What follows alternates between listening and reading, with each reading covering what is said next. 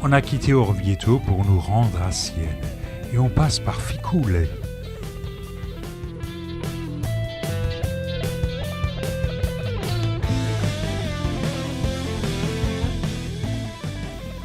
Et en arrivant à Sienne, nous nous garons près de cette ancienne fontaine monumentale.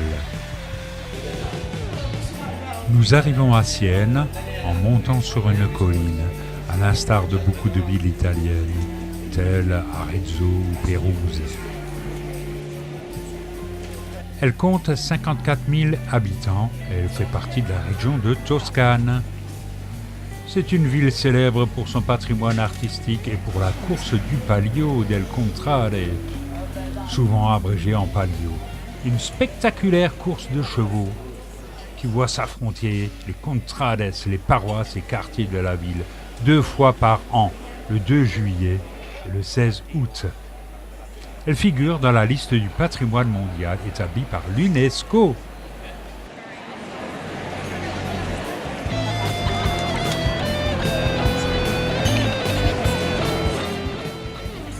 C'est sur la Piazza del Campo que se passe cette course de chevaux, le Palio. En effet, à la fin du XVIe siècle, le Concile de Trente a interdit les manifestations violentes, chasse aux taureaux, joutes collectives, etc. Et c'est pour ça qu'on a inventé cette course de chevaux qui était beaucoup plus pacifique. Chaque course est disputée par 10 chevaux. Je vous fais grâce quand même des règles de ce sport. Sachez que le cheval gagne la course, qu'il porte son jockey ou non. En temps normal, la Piazza del Campo, c'est l'endroit où tout le monde se rencontre à Sienne. On y fait même la sieste. On y pique-nique. Au fond de la place, on trouve le Palazzo Pubblico, le siège du gouvernement municipal, et la Torre del Mangia de 102 mètres de haut.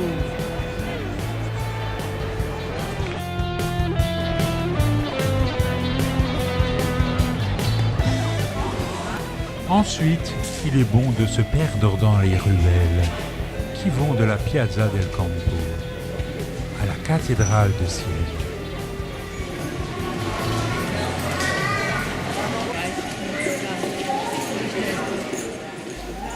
Nous repassons devant la Louve romaine, qui est, entre autres, l'emblème de Sienne. Et l'origine de la cathédrale est incertaine. Une première église était dédiée à Saint Boniface, ici. Et c'est là qu'on trouvait l'agglomération romaine de Castelvecchio. Et au IXe siècle, l'église prend le nom de Sainte-Marie.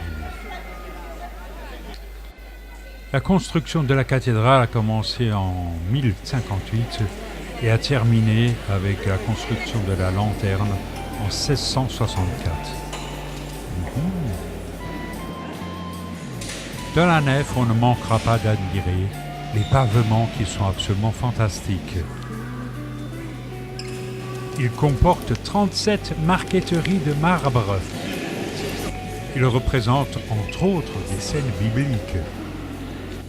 Il y a aussi la Sibylle hellespontique.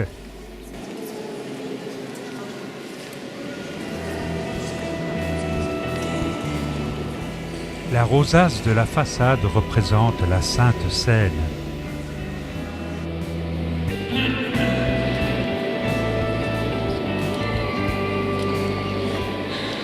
La nef de près de 90 mètres est caractérisée par des piliers formés de bandes alternées, de marbre blanc et vert foncé. C'est de la serpentine. Elles soutiennent des arches en plein cintre. On pourra admirer également les buffets d'orgue.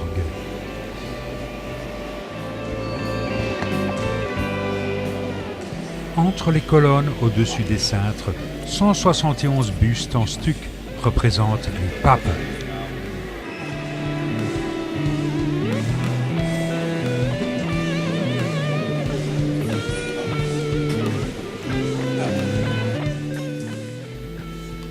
On peut également admirer la librairie Piccolomini.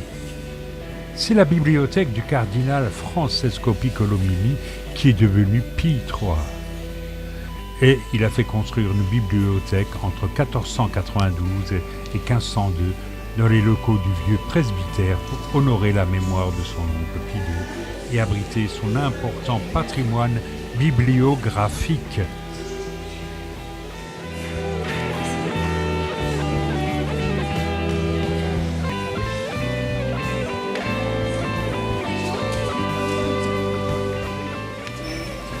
Et à certains recoins des rues de Sienne, on honore Édith Piaf.